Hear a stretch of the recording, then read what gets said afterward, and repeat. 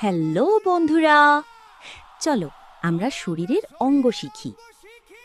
Head মানে মাথা, hair মানে চুল, আই মানে চোখ, ইয়ার মানে কান, নোজ মানে নাক, মাউথ মানে মুখ, টিথ মানে দাঁত, টাং মানে জিহ্বা। এখন শরীরের অংশ শিখি।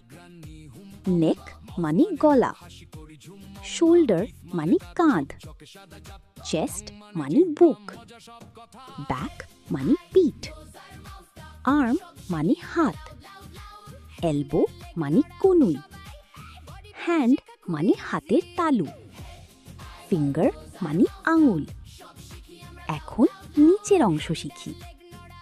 লেগ মানে পা, নি মানে হাঁটু, ফুট মানে পায়ের পাতা, টো মানে পায়ের আঙুল।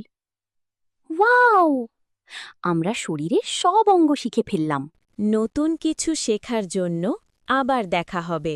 ভিডিওটা ভালো লাগলে লাইক দাও, কমেন্ট করো আর বন্ধুদের সাথে শেয়ার করো। বাই বন্ধুরা।